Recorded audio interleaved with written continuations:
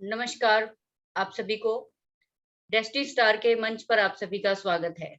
मैं रजनी, आप लोग शायद काफ़ी लोग मुझे जानते हैं कि मैं लाल किताब की अ, टीचर हूँ यहाँ पे और मैं कोशिश करती हूँ कि आसान तरीके से आप लोगों को लाल किताब के बारे में समझाऊँ। इस बार जो है हमने सोचा कि दिवाली जो है आने वाली है और आप लोगों को कुछ स्पेशल जो है वो दिया जाए, जो हमेशा सारी उम्र और सारा जीवन आप उसका जो है वो फ़ायदा उठा पाएँ। हमारा घर जो है जिसके लिए हम हमेशा पूरी तमाम उम्र लगा देते हैं बनाने के लिए, अपने घर के सपने जो है वो सभी के होते हैं, चाहे वो मेल हो, चाहे फीमेल हो।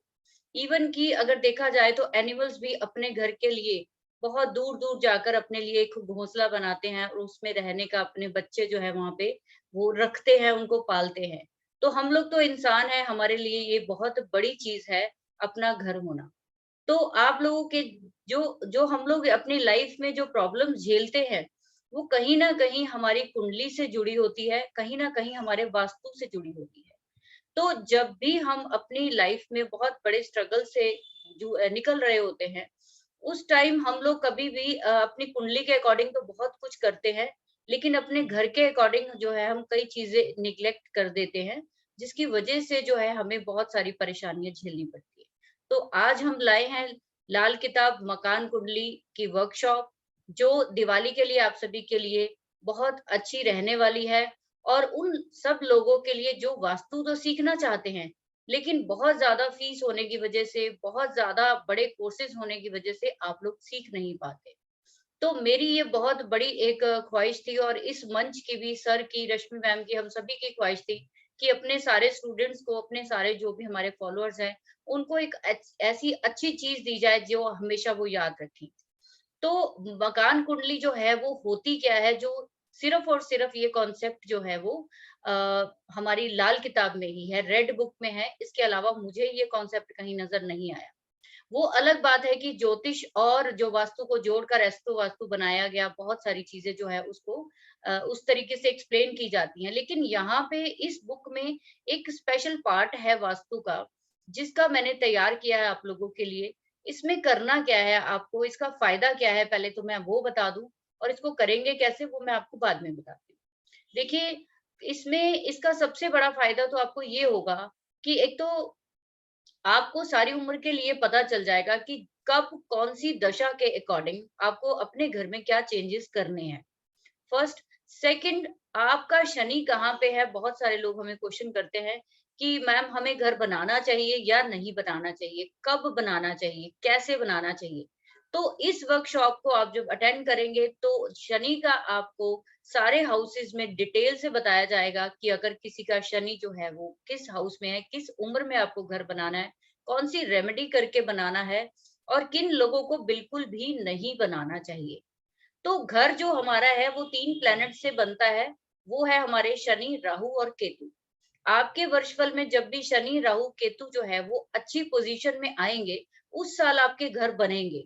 उस साल आप घर में कोई बहुत बड़ा काम करेंगे, घर के रिगार्डिंग चाहे रेनोवेशन हो, चाहे नया आप फ्लोर बनाएँ, चाहे कुछ भी करें। क्योंकि शनि जो है वो हमारी चारदीवारी से जोड़ा जाता है, छत जो है वो हमारी राहु से जोड़ी जाती है। दूसरा हमारी जो क्या बोलते हैं कि फर्श जो है वो केतु से जोड़ा जाता है। तो आपने देखा होगा कभी भी लाल किताब वालों से जब भी वो बात करते हैं 9th हाउस केतु की, तो वो सीधा-सीधा ये बोलते हैं कि आपके सेंटर में कोई मल्टीपल कलर्स के फर्श होंगे या आपने वहाँ पे मल्टीपल कलर की कुछ ना कुछ कर रखा है और लोगों के घरों में फर्श मिलते हैं वहाँ पे सेंटर में। तो इट मीन्स कि ये इतनी पावरफुल चीज़ है, जो कि आप नेटल चार्ट से नहीं करेंगे, जो हम सीखेंगे लाल किताब की चंद्र कुंडली से। लाल किताब की चंद्र कुंडली अ, हमारी वैदिक कुंडली से बिल्कुल अलग बनती है और बहुत आसानी से आप अपने घर की निशानियाँ जो है वो देख पाएँगे इस चंद्र कुंडली के थ्रू। दूसरा, हम लोग इसमें सीखेंगे कि आपका मकान जो है वो किस ग्रह को डोमिनेट करता है। यानी कि कौन से ग्रह वाला आपका घर है, वो जुपिटर का घर है या आपका घर शनि का है या आपका घर राहु का है या फिर इसके अलावा किसी और प्लेनेट का है। तो 9 के 9 प्लैनेट्स के अपने-अपने सिम्पटम हैं, जिनसे आप पहचान पाओगे कि मेरा घर असल में कौन से प्लैनेट के अकॉर्डिंग चल रहा है। इसके बाद हम लोग सीखेंगे कि इसमें आपको किस हाउस से हम कौन-सी डायरेक्शन देखेंगे और आपकी दिशाओं का आपके जो कुंडली के प्लैनेट्स हैं उनसे क्या संबंध होता है, उसको हम कैसे उसको जोड़ेंगे कि किस प्लैनेट से कौन-सी चीज़ हम देखेंगे। इसके बाद हम देखेंगे कि जब भी आप अपना जो वास्तु करने लगेंगे, तो वो 2 तरीके से करेंगे। पहला तो वास्तु हम अपने नेटल चार्ट के अकॉर्डिंग करेंगे और दूसरा जो है हम टेम्परेरी वास्तु जो जेनेरिक वास्तु जिसको हम बोलते हैं वो तो नेटल चार्ट से होता है। लेकिन जो हम चेंजेस ला सकते हैं हर साल, कई लोगों को होता है मुझे रेनोवेशन करना है, इस साल मेरे को कुछ नया बनाना है, तो उन लोगों को पहले अपने जो कुंडली है लाल किताब की उसमें देख लेना चाहिए कि इस वर्ष राहु केतु और शनि की क्या कंडीशन है।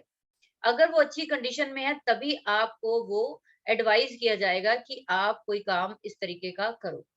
इसके साथ ही हम देखेंगे कि शनि के साथ-साथ आपको और भी कई प्लैनेट्स के साथ आपको जोड़ना पड़ेगा जैसे कि अगर आपको बड़ा घर चाहिए, तो उसके लिए कौन-सा प्लैनेट जो है आपको हेल्प करेगा बड़ा घर बनाने के लिए।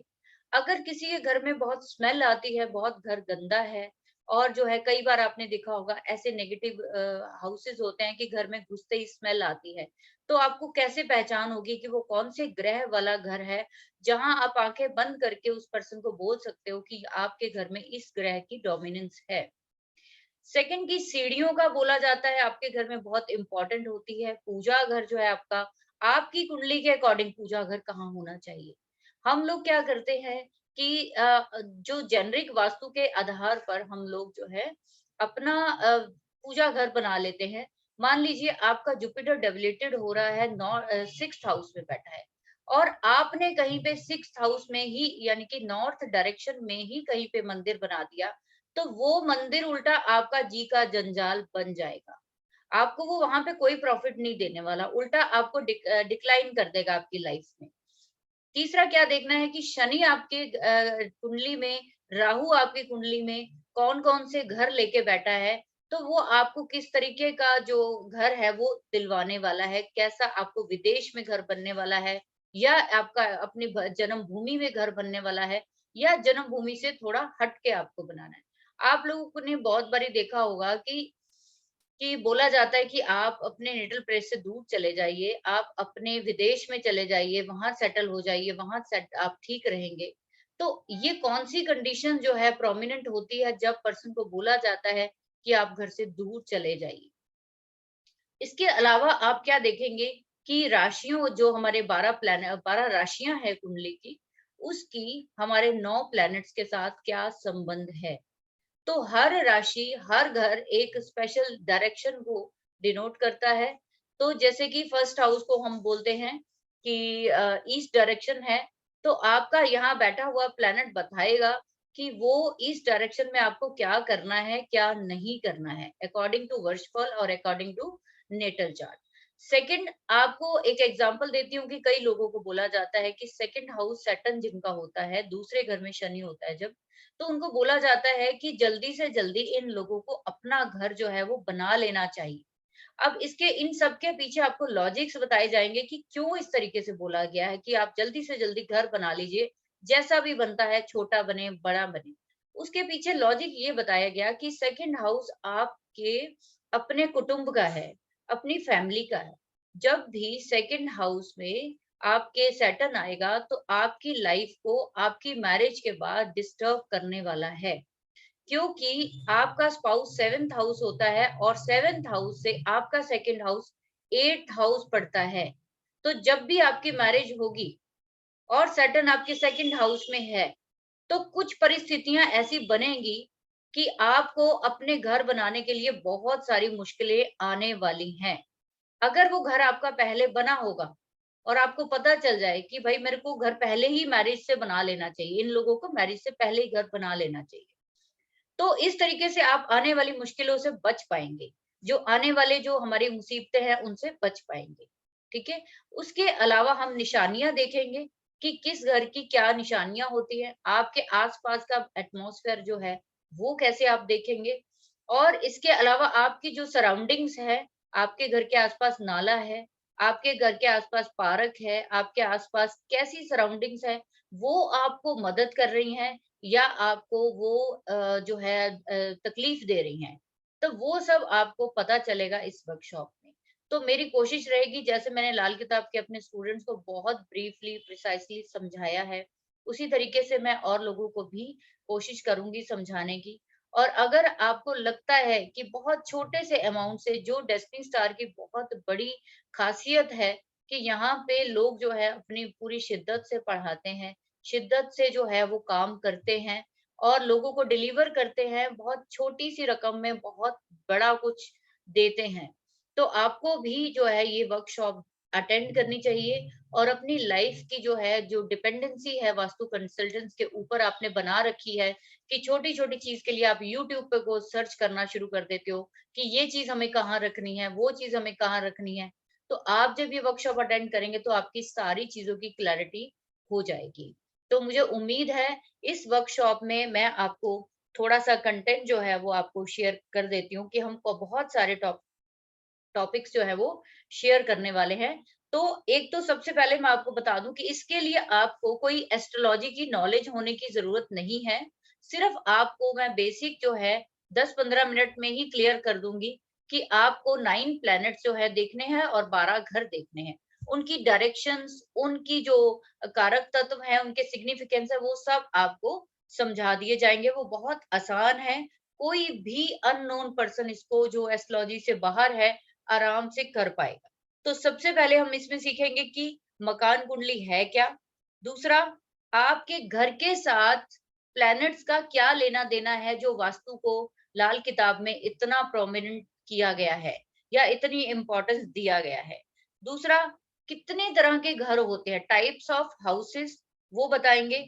उसके बाद प्लैनेट्स की डायरेक्शंस, कुंडली के अकॉर्डिंग, कुंडली में कौन-सा हाउस किस प्लैनेट के साथ कौन-सी डायरेक्शन में किस डायरेक्शन में है वो देखेंगे।